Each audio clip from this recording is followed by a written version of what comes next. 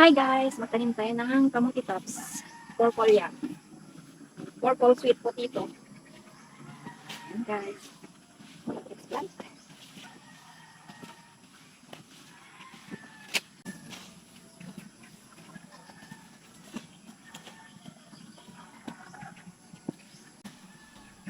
Hi guys! Ito na naman kami magtanim tayo ng kamuti. Yung tinatanim namin dito guys is ano siya, vine.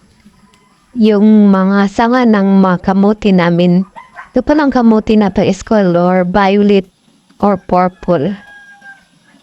Yung pinagawa na namin dito ng tinanim namin na purple guys. Na kamuti is yung tinanim namin noon. Naalala nyo yung nag-re-rails ako.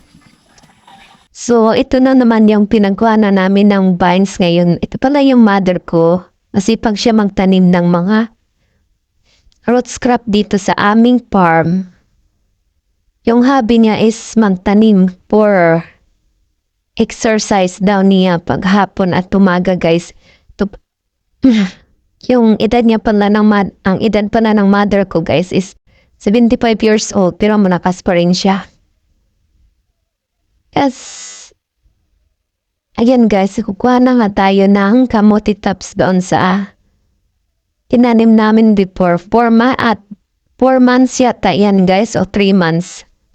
So ngayon guys, kinuhanan ko ulit ng mga sanga niya or kamuti vine. So dyan kami nangunguha ng pangtanim guys, yung sanga ng kamuti. Pinuputol namin saka namin siya itanim. Pero yung kinanim namin dito guys is lahat siya is sweet potato na purple. Kasi guys, hindi kasi namin siya taniman ng kamuti is mabilis tumubo yung mga damo dito. Yung nakakainis pa na damo is yung cobra crop, yung parang lubid siya pag dumami yung damo na yun is para siyang lubid, ang hirap putulin.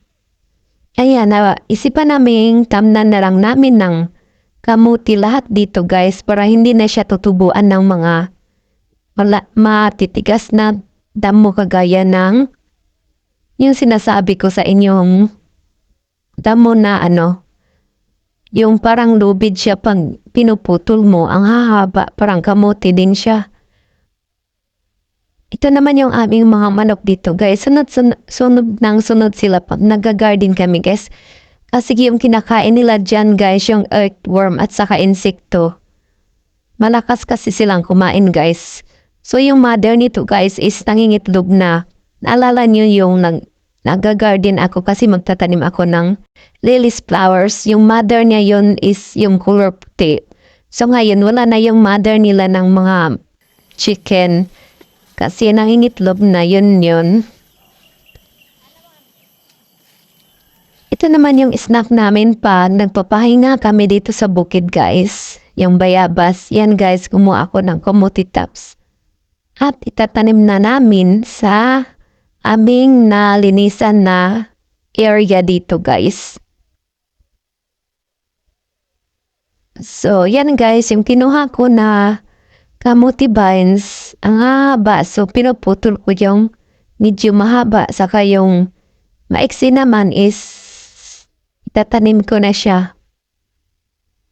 So, ito na nga yung nilinisan ng mother ko guys. So, siya yung taga-butas ng lupa. Ako naman yung taga-tanim. So, ito naman yung manok namin is taga-kuha ng earthworm. At saka mga insekto. So, nakakatulong din sila kasi guys. Kasi kinakain nila yung mga insekto dito sa aming garden. Saka yung mga uod. So, yan na nga guys. Yung snack namin paghapon at pag nagugutom kami dito sa aming garden guys is bayabas. Yan guys. Kasi ang daming hinog ng bayabas dito sa aming garden. Ang dami tumubo ng bayabas dito sa aming farm. So hanggang dito na lang guys. Hanggang sa susunod.